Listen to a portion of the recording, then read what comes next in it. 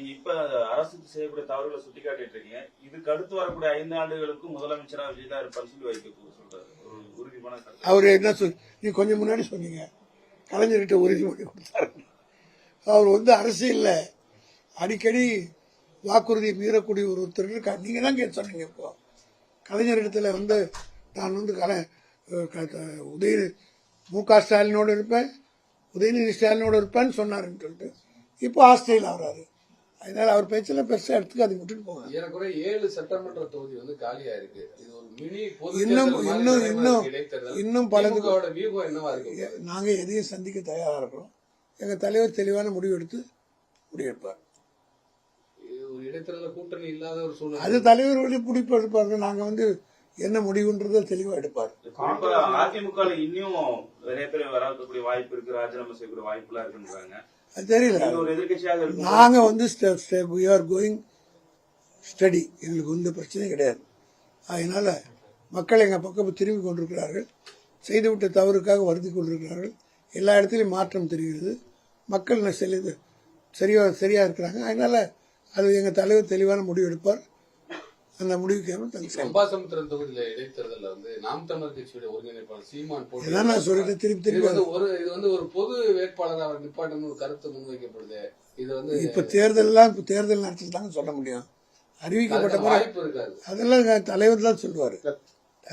தலைவரே சொல்லிருக்காரு. இன்னொரு 3 மாசம் 6 மாசத்துல தேர்தல் வரக்கூடிய வாய்ப்பு இருக்கு, தொண்டர்கள் தயாரா இருக்கும் சொல்லியிருக்காரு. தலைவர் தொண்டர் ரெடி பண்ண தேர்தல் வரப்போகுது, 6-7 தேர்தல் வரப்போகுது அது சொல்லியிருக்காரு. அதனால அவர் சொல்றாருன்னா அது ஒரு பொருள் இருக்கும். அந்த பொருளுக்கு ஏற்ற மாதிரி அரசியல் நடக்கும்.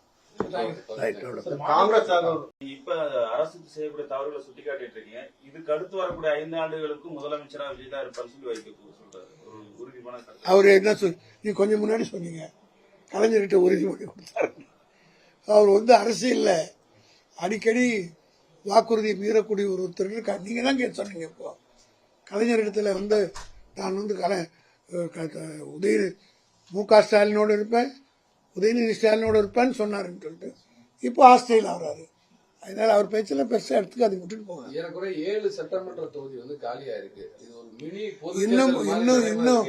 இன்னும் பலதுக்கு வியூகம் என்னவா இருக்கு? நாங்க எதையும் சந்திக்க தயாரா இருக்கிறோம். எங்க தலைவர் தெளிவான முடிவு எடுப்பார். ஒரு இடைத்தேர்தல் கூட்டணி இல்லாத ஒரு சூழ்நிலை, அது தலைவர் முடிப்பு எடுப்பாரு. நாங்க என்ன முடிவுன்றத தெளிவா எடுப்பார். அதிமுக இன்னும் நிறைய பேர் வரக்கூடிய வாய்ப்பு இருக்கு, ராஜினாமா செய்யக்கூடிய வாய்ப்பு எல்லாம் இருக்குன்றாங்க. அது தெரியல. ஒரு எதிர்கட்சியாக நாங்க we are going ஸ்டடி. எங்களுக்கு பிரச்சனை கிடையாது. அதனால மக்கள் எங்க பக்கம் திரும்பி கொண்டிருக்கிறார்கள். செய்துவிட்ட தவறுக்காக வருத்தி கொண்டிருக்கிறார்கள். எல்லா இடத்திலும் மாற்றம் தெரிகிறது. மக்கள் சரியா இருக்கிறாங்க. அதனால அது எங்க தலைவர் தெளிவான முடிவு எடுப்பார்.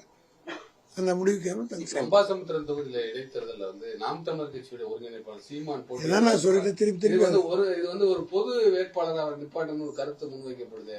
இது இப்ப தேர்தல் நடத்திட்டாங்க சொல்ல முடியும். அறிவிக்கப்பட்ட வாய்ப்பு இருக்காது. அதெல்லாம் தலைவர் தான் சொல்லுவாரு.